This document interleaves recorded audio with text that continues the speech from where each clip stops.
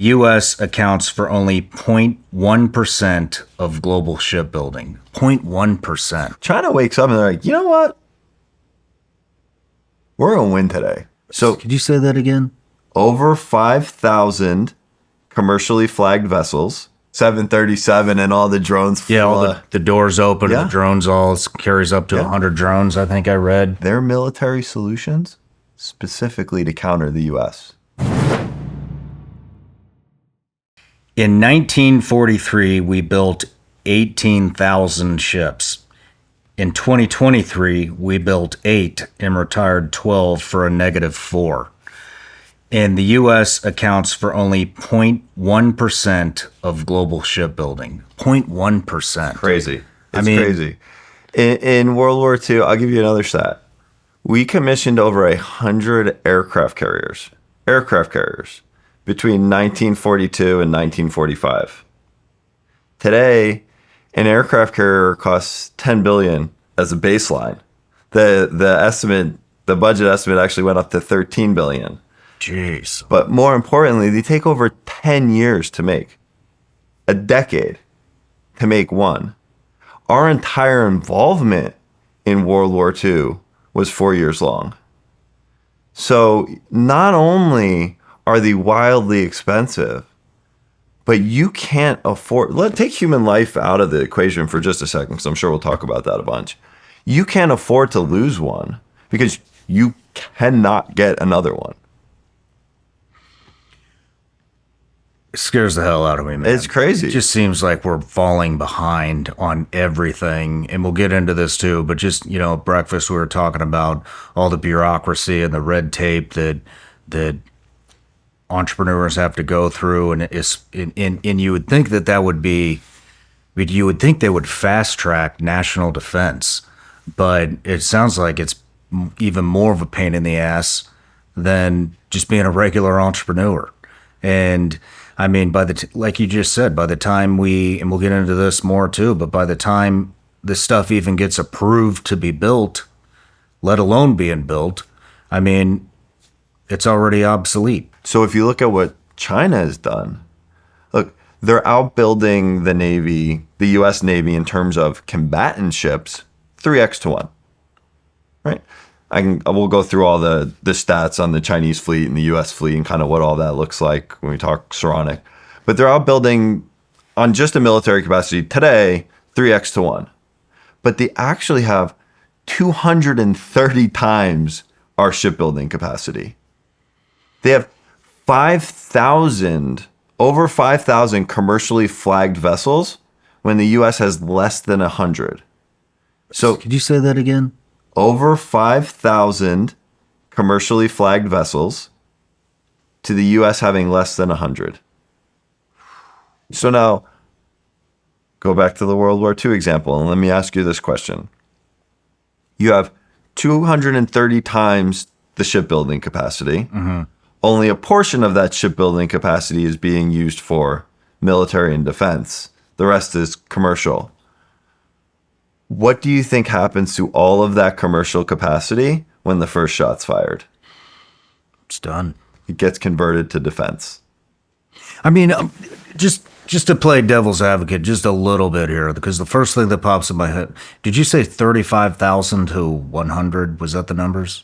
For shipbuilding capacity? 230 to 1. 230 to 1. So the numbers are the Chinese can build, and the statistic in the industry is gross tonnage. It's kind of this weird measure of volume. The Chinese can build 23 million gross tons of ships every year. The United States can build 100,000. And these are commercial and military. These are commercial ships. These are large cargo containers. These are military ships. These are destroyers. These are aircraft carriers. These are everything. So I think, when you say that, it's scary. It scares the hell out of me. At the same time, I think about, not to give our government credit, I would never do that. But I mean, China is a major exporter, right? Mm-hmm. And so the U.S. is not a major exporter. So, I mean, they would need a lot more ships just for all the exporting that they do, correct? Or am I off on that? You're not off on that. They do need more ships, but if you look at why they've been building out their capacity and how they've been doing it, they've been subsidizing it from the government, undercutting everybody on price, and doing it for a very, very strategic reason. 25 years ago, they had 5% of the world's global shipbuilding capacity. Wow. 25 years ago.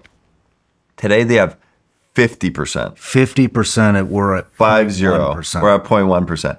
That means if you get every single country in the world that builds ships It all matches lined up China. against China, you're just at parity. Holy So you better rethink this problem. You better start thinking about autonomy and how to build things differently. But I just think about the logistics. I just saw this thing on X where China, they're talking about their drone capabilities, and they had something that looked like a beefed up Oh, C-17 or C-130. I saw this. It was where like a 737 and all the drones. yeah, all the doors open, Yeah. and the drones all carries up to 100 drones. I think I read, so it just popped in my mind on how logistically will we get the boats where we need them, not just on our shores.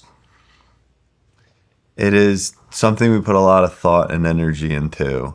And as a company and as a country, we need to figure out, going back to the Cuba example, right? We're fighting, we could be fighting something in their backyard. It's not our backyard.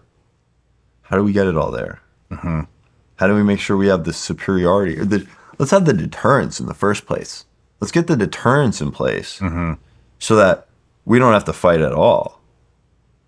That's the whole goal behind us building what we're building, how fast we're building it, and at what scale, so that you can actually have the deterrence in place. You can stop this conflict from ever happening. If China wakes up and they're like, you know what? We're going to win today. That's going to be a bad day, because that's the day they're actually going to pick the fight. So our job is to help avoid that. How simple would it be for China to hack an entire fleet? You really can't. We're focused on cybersecurity. We use military grade encryption. When you're operating in the military domain, you have to operate with the cybersecurity protocols of the United States government. So those are standard. Those are just, you have to have them. Otherwise, you're not being utilized in the field. Right. So that is something we take very, very seriously. We even take the cybersecurity of our company very seriously, because let's be clear, like, China as a nation state, they've been hacking into companies to steal secrets for years. Like, that's a well-known fact. So we have to think about not just how do we protect our solution, our products in the water, and we talk about how we do that with government standards and encryption and everything else, but how do we protect the company? Because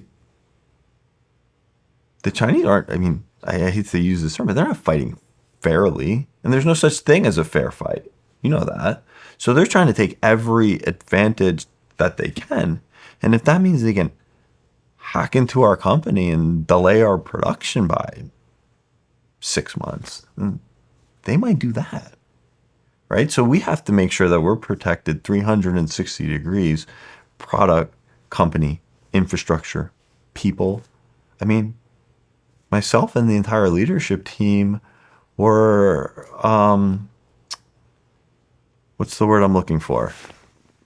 We're basically banned from China. I'm blanking on the word. But they put out a term, like, our company and our leadership team is basically banned from China. Congratulations. I know. I was like, what the hell? I'm like, what the hell took them so long? The Chinese have went from this little crappy littoral navy to one that has aircraft carriers, nuclear submarines, and hypersonic missiles in less than 25 years. Wow. And they build their military solutions specifically to counter the US. We are their focus. And that's scary. So then you're like, once we kind of put all of that together, it wasn't even a question of, oh, this is cool. I'm an entrepreneur. I want to start a tech company. I want to do these things. It was like, no, we have to start this company. It's not even a question of do I want to anymore. It's a we have to, and it's our responsibility to do so. Why do you think we are China's focus? Well, because we're the global power, right? Anytime you're on top, people are trying to take you down, and that's just anything. That's life. That's sports. It's competition, right? And that's been happening since the beginning of human civilization. And the other thing is, look, they look at Taiwan, and they view it as their right to go and reclaim that as part of China. Like that is fundamentally their right as a country. And the United States does not agree with that. No matter where you're watching Shawn Ryan Show from, if you get anything out of this, please like, comment, subscribe, and most importantly, share this everywhere you possibly can. And if you're feeling extra generous, please leave us a review on Apple and Spotify podcasts.